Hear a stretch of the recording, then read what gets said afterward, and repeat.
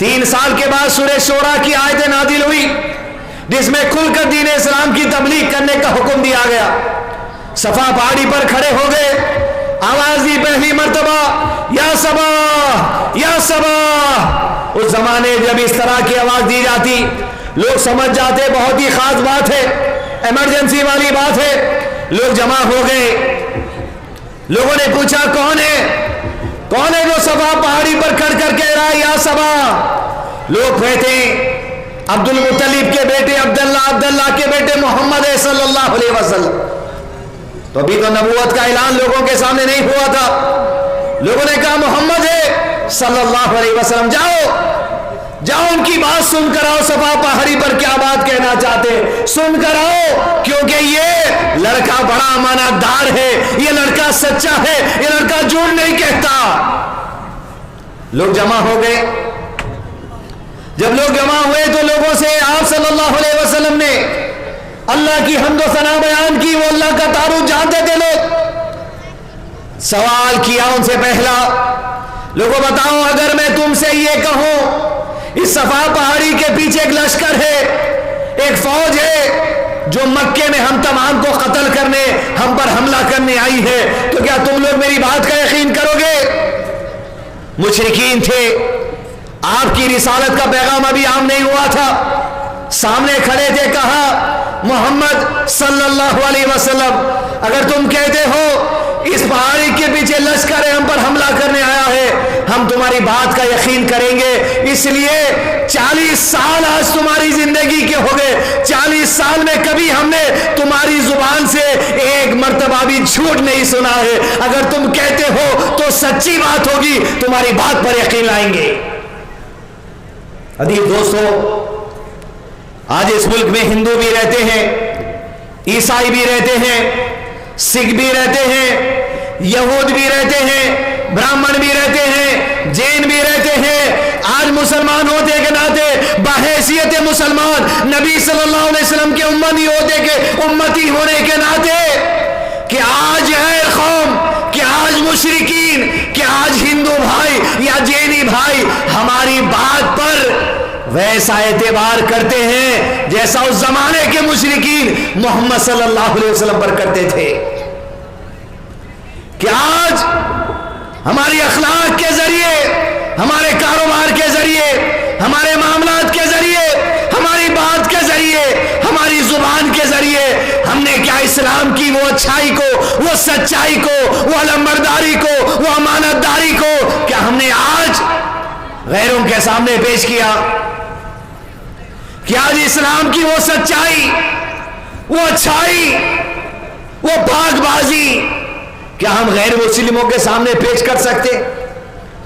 آج ملک کے اندر دوسری قوموں میں اگر مسلمانوں کی نفرت ڈالی جا رہی ہے, وہ نفرت ڈالنے والے یقیناً برے ہیں, ان کی حرکت بری ہے. لیکن عزیز دوستو, نفرت ڈالنے والے نفرت ڈالنے میں کامیاب ہو رہی, لیکن 25 کروڑ مسلمان اس ملک میں رہتے ہوئے بھی اپنے دین کی اچھائی دوسروں تک پہنچانے میں ناکامیاب نظر آ رہے ہیں.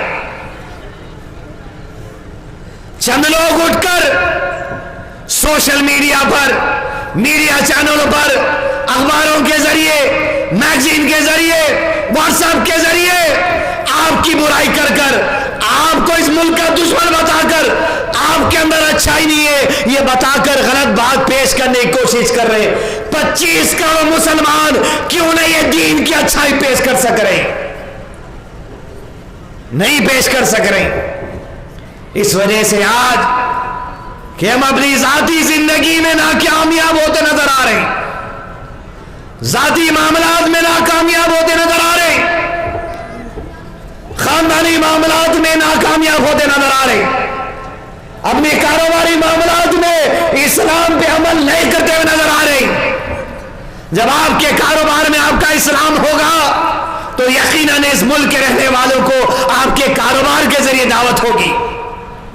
جب آپ کی شادی بیاہ میں, ولیمے میں, معاملات میں, آپ کی سیاست میں, آپ کے بینکنگ نظام میں, آپ کے کاروباری لین دین میں, آپ کے وعدے کرنے میں, آپ کے کاروبار غیروں سے کرنے میں جب آپ کا اسلام جھلکے گا تو یقیناً آپ کے کاروبار کے ذریعے، آپ کی شادی بیاہ کے ذریعے، آپ کے معاملات کے ذریعے غیر مسلم تک دین کی دعوت پہنچے گی۔ کیا وجہ ہے کہ آج اس ملک کے پارلیمنٹ میں، ایوان میں جہاں ملک کے قانون بنائے جاتے ہیں، وہاں اسلامی تعلیمات کو لے کر قانون بنائے جا رہے ہیں۔ ٹرپل طلاق کا بل آیا، یقیناً اہل الحدیث مسلک ہمیشہ سے ٹرپل طلاق کے خلاف تھا، جو اسلامی طریقہ نہیں تھا، لیکن بات یہ ہے کہ آج اسلام کو موضوع بنا کر بل اگر پاس کیا جا رہا ہے تو مسلمانوں تمہاری ایمانی کمزوری کا جائزہ لو، تمہارے دین پر عمل کی کمزوری کا جائزہ لو، تمہاری دین کی تعلیمات میں جو کمزوری ہے اس کا جائزہ لو، تمہارے مدارس میں جو کمزوری ہے اس کا جائزہ لو، تمہارا علماء کرام سے جو رشتہ ٹوٹ چکا وہ جائزہ لو، اور ساتھ ہی ساتھ علماء کرام آپ بھی یہ جائزہ لو کہ عوام سے آپ نے رشتہ کیسا دور کر لیا۔ میں عوام ہوں، میں علم سے دور ہو گیا، لیکن کیا اہل علم ہمارے جیسے عام عوام سے دور ہوتے چلے جائیں گے؟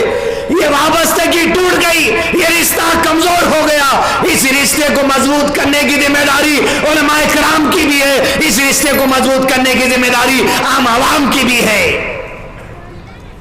افسوس، حالات کشمیر سے لے کے کنیا کماری تک ایک عظیم جماعت جس کو توحید کا لمبردار اللہ نے بنایا، لیکن آج ہر طرف جماعت جمعیتوں کے جھگڑے، اہل علم پر کورٹوں میں کیسز۔